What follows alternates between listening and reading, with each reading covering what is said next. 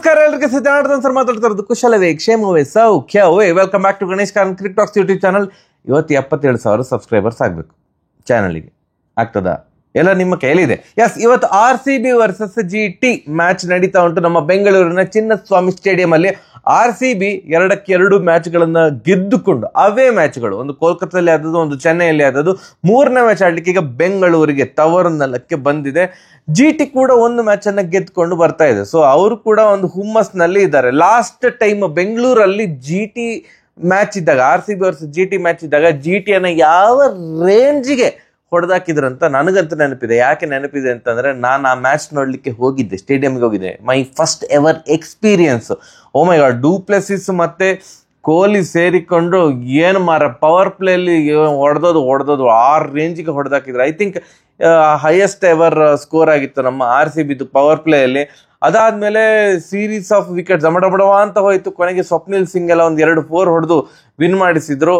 ಸಿಕ್ಕಾಪಟ್ಟೆ ಒಳ್ಳೆ run rate ಅಲ್ಲಿ GT ಎದುರು ವಿನ್ ಆಗಿತ್ತು. ನಮ್ಮ ವೈಶಾಖ್ ಅವರು ಕೂಡ ಭಾರಿ ಚಂದದ ಬೌಲಿಂಗ್ ಪ್ರದರ್ಶನ ನೀಡಿದ್ರು.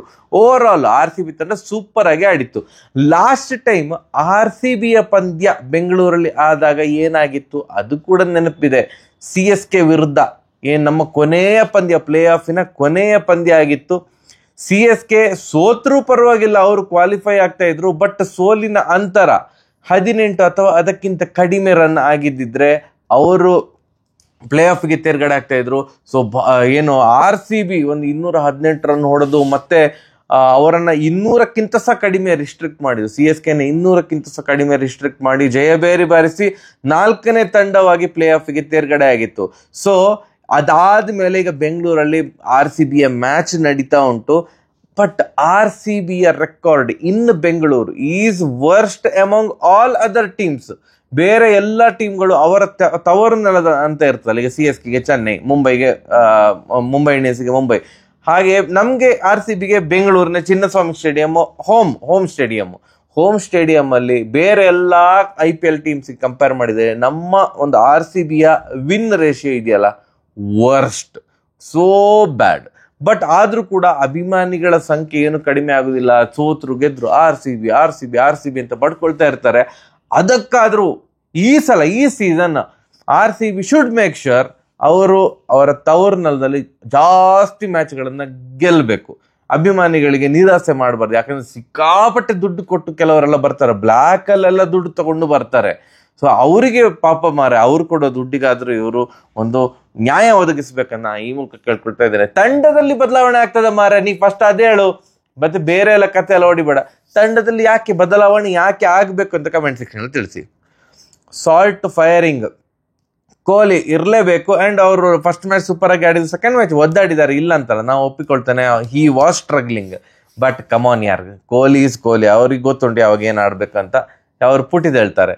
DDP ದೇವದತ್ ಪಡಿಕಲ್ 1 ಡೌನ್ ಅಲ್ಲಿ ಕರೆಕ್ಟ್ ಆಗಿ ಫಿಟ್ ಆಗಿದ್ದಾರೆ. ಅವರಿಗೆ ರೋಲ್ ಡಿಫೈನ್ ಆಗಿದೆ ಅಂತ ಅಂದ್ಕೊಳ್ತೇನೆ. ಅವರು ಅಟ್ಯಾಕಿಂಗ್ ಗೇಮ್ ಆಡ್ತಾರೆ. ನಾವು ನೋಡಿರೋದ DDPಯನ್ನ ನಾವು ಈ ಸೀಸನ್ ಅಲ್ಲಿ ನೋಡ್ತೇವೆ ಅಂತ ಯಾಕೋ ಅನ್ನಿಸ್ತಾ ಇದೆ. ಅಟ್ಯಾಕಿಂಗ್ ಗೇಮ್ ಆಡ್ತಾರೆ.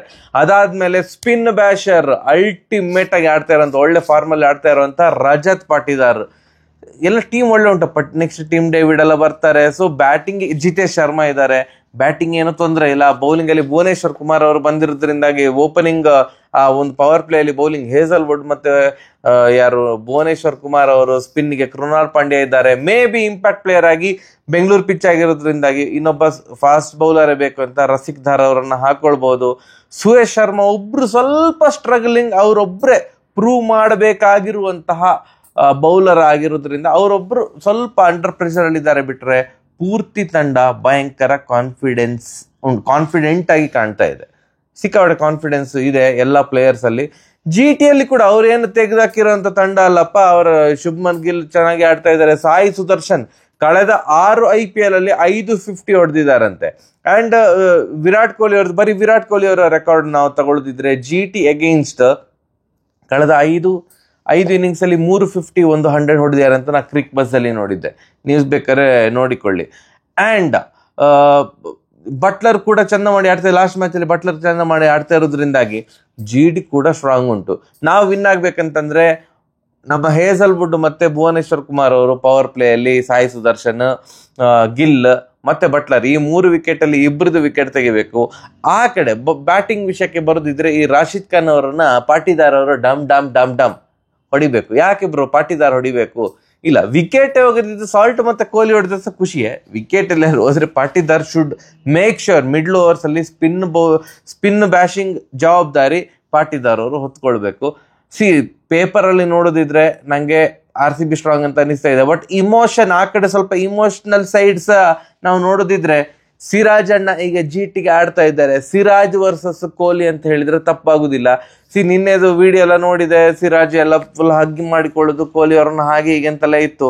ಬಟ್ ಆಟ ಅಂತ ಬಂದಾಗ ಡೆಫಿನೆಟ್ಲಿ ಕೊಹ್ಲಿ ಅವ್ರನ್ನ ಔಟ್ ಮಾಡ್ಬೇಕಂತ ಶತಾಯಗತಾಯ ಸಿರಾಜ್ ಅವರು ಪ್ರಯತ್ನ ಪಟ್ಟೆ ಪಡ್ತಾರೆ. So Siraj full emotional moment ಖಂಡಿತ RCB ಅಭಿಮಾನಿಗಳಿಗೆ. ಸಿರಾಜ್ ಬೌಲಿಂಗ್ ಹಾಕುವಾಗ ಫುಲ್ RCB ಫ್ಯಾನ್ಸ್ ಕೂಡ ಸಿರಾಜ್ಗೆ ಸಪೋರ್ಟ್ ಮಾಡ್ತಾರೆ. ಸಿರಾಜ್ ಅಂತ ಹೇಳ್ತಾರೆ. ಡೆಫಿನೆಟ್ಲಿ RCB ಅಂತ ಕೂಡ ಹೇಳ್ತಾರೆ. ಸಿರಾಜ್ ವರ್ಸಸ್ ಕೊಹ್ಲಿ. ಮತ್ತೆ ನಮ್ಮ ಕನ್ನಡಿಗ ಪ್ರಸಿದ್ಧ ಕೃಷ್ಣ ಅವರು ಕೂಡ ಜಿಟಿಗೆ ಆಡ್ತಾ ಇದ್ದಾರೆ. ಲಾಸ್ಟ್ ಮ್ಯಾಚ್ ಅಲ್ಲಂತೂ ಭಾರಿ ಒಳ್ಳೆ ಪ್ರದರ್ಶನ ಪ್ರಸಿದ್ಧ ಕೃಷ್ಣ ಅವರ ಕಡೆಯಿಂದ. 4 ಓವರಿಗೆ 18 ರನ್ನಿಗೆ 2 ವಿಕೆಟ್ ತಗೊಂಡಿದ್ರು. ಸೊ ನಮ್ಮ ಕನ್ನಡಿಗ ಒಬ್ಬ ಅಲ್ಲಿರೋದ್ರಿಂದಾಗಿ, ಅಂಡ್ ಇನ್ನೊಂದು RCB ಪರವಾಗಿ ಸುಮಾರು ವರ್ಷ ಆಡಿರುವಂತಹ ಸಿರಾಜ್ ಮಿಯಾ ಅವರು ಕೂಡ ಜಿಟಿಯಲ್ಲಿ ಆಡ್ತಾ ಇರೋದ್ರಿಂದಾಗಿ ಒಂದು ಒಳ್ಳೆ ಕಾಂಟೆಸ್ಟ್ ಅಂತ ನಾನು ಅಂದ್ಕೊಳ್ತಾ ಇದ್ದೇನೆ. ಆನ್ ಪೇಪರ್ ಎಸ್ ಡೆಫಿನೆಟ್ಲಿ ಸ್ವಲ್ಪ RCB ಸ್ಟ್ರಾಂಗ್ ಅಂತ ಅನ್ನಿಸ್ತಾ ಇದೆ. ಬಟ್ ಜಿಟಿಯನ್ನ ಯಾವುದೇ ಕ್ಷಣಕ್ಕೆ ತೆಗಿಲಿಕ್ಕೆ ಆಗುದಿಲ್ಲ, ತೆಗೆದು ಹಾಕ್ಲಿಕ್ಕೆ ಆಗುದಿಲ್ಲ. ಅಂಡ್ ಎಸ್ಪೆಷಲಿ ಶುಭ್ಮನ್ ಗಿಲ್, ಅವ ಒಂದ್ಸಲ ಸೆಟ್ ಆದ್ರೆ ಅಮ್ಮ ದೇವಾ. ನಂಗೆ ಇನ್ನೂ ಸಲ ನೆನ್ಸ್ಬಿಟ್ಟು RCB ಅಗೇನ್ಸ್ಟ್ ಒಂದು 100 ಎಲ್ಲ ಹೊಡೆದಿದ್ರಲ್ಲ, ಯಾರು ಇವರು ಶುಭ್ಮನ್ ಗಿಲ್. ಆ ಥರ ಆಟ ಏನೂ ಆಗದಿರಲಿ ಅಂತ ನಾನು ಕೇಳಿಕೊಳ್ತಾ ಇದ್ದೇನೆ. ಅಂಡ್ ಬೆಂಗಳೂರಲ್ಲಿ ರೈನ್ ಪ್ರೆಡಿಕ್ಷನ್ ಕೂಡ ಉಂಟಂತೆ. ನಾವು ಇಲ್ಲಿ ಕಾಶ್ಮೀರಲ್ಲಿ ಇರೋದ್ರಿಂದಾಗಿ ನಂಗೆ ನಿಜವಾಗಿ ಸಹ ಗೊತ್ತಿಲ್ಲ ಬೆಂಗಳೂರು ವೆದರ್ ಈಗ ಹೇಗಿದೆ ಏನು. ನಾ ಯಾವ ಫ್ರೆಂಡ್ಸ್ ಅನ್ಸ ಕೇಳಲಿ ಅಂತ ಸಹ ಇಲ್ಲ. ನೀವೇ ಬೆಂಗಳೂರವ್ರು ಯಾರಾದ್ರೂ ಈ ವಿಡಿಯೋ ನೋಡ್ತಾ ಇದ್ರೆ, ಅಥವಾ ಬೆಂಗಳೂರಲ್ಲಿ ವಾಸವಾಗಿರುವಂಥವ್ರು ಯಾರಾದ್ರೂ ಈ ವಿಡಿಯೋ ನೋಡ್ತಾ ಇದ್ರೆ, ಬೆಂಗಳೂರಿನ ವೆದರ್ ಹೇಗೆ ಉಂಟು ಅಂಡ್ ಇವತ್ತು ಮಳೆ ಬರುವ ಸಾಧ್ಯತೆ ಇದೆಯಾ ಅಂತ ಕಮೆಂಟ್ ಸೆಕ್ಷನ್ ಅಲ್ಲಿ ತಿಳಿಸಿ. ಮಳೆ ಬಾರದಿರಲಿ, ಮ್ಯಾಚ್ ಸರಾಗವಾಗಿ ಸುಲಲಿತವಾಗಿ ಸಾಗಲಿ, RCB ಗೆಲ್ಲಲಿ ಅಂತ ನಾನು ಆಸೆ ಪಡ್ತೇನೆ. ನಿಮ್ಮ ಒಂದು ವ್ಯೂ ಏನು ಕಮೆಂಟ್ ಸೆಕ್ಷನ್ ಅಲ್ಲಿ ತಿಳಿಸಿ. ಮ್ಯಾಚ್ ಆದ ಕೂಡಲೇ ಬೈ ದ ವೇ ಮ್ಯಾಚ್ ಆದ ಕೂಡಲೇ ವಿಡಿಯೋ ಎಲ್ಲ ಭಾರಿ ಕಷ್ಟ. ಇವತ್ತು ನಾವು ಸೋನ್ಮಾರ್ಗಲ್ಲಿ ಇರ್ತೇವೆ, ನಂಗೆ ಗೊತ್ತಿಲ್ಲ ಅಲ್ಲಿ ನೆಟ್ವರ್ಕ್ ಏನು ಎತ್ತ ಕತೆ. ಮೊಬೈಲ್ ನೆಟ್ವರ್ಕ್ ಇದೆಯಾ, ಹೋಟೆಲಲ್ಲಿ ವೈಫೈ ಇದೆಯಾ? ಇಲ್ಲಿ ಹೋಟೆಲಲ್ಲಿ ವೈಫೈ ದೇವರಿಗೆ ಪ್ರೀತಿಯಪ್ಪ, ಇಲ್ಲಿದ್ದು ಸ್ಪೀಡ್. ನಾನೇ ಮೊಬೈಲ್ ಡೇಟಾದಲ್ಲಿ ಅಪ್ಲೋಡ್ ಮಾಡಬೇಕು. ಇದು ನೋಡುವ ಎಷ್ಟು ಗಂಟೆಗೆ ವಿಡಿಯೋ ಬರ್ತದೆ. ದಯವಿಟ್ಟು ಕಮ್ಯುನಿಟಿ ಟ್ಯಾಬ್ ಅನ್ನು ಒಂದ್ಸಲ ಚೆಕ್ ಮಾಡ್ತಾ ಇರಿ ಆಯ್ತಾ. ನಾಳೆ ಎಲ್ಲಿ ಯಾರು ವಿಡಿಯೋ ಬರೋದಿದ್ರೆ ನಾನು ದಯವಿಟ್ಟು ಮೆನ್ಷನ್ ಮಾಡ್ತೇನೆ, ಅದನ್ನು ನೋಡಿ. ಸುಮ್ಮನೆ ನೀವು ಕಾಯ್ತಾ ಕೂತ್ಕೊಳ್ಬೇಡಿ, ನಿಮ್ಮ ಸಮಯ ವ್ಯರ್ಥ ಮಾಡಿಕೊಳ್ಳಬೇಡಿ. ಸರಿಯಾಗಿದೆ ಬರುವ. ನಮಸ್ಕಾರ.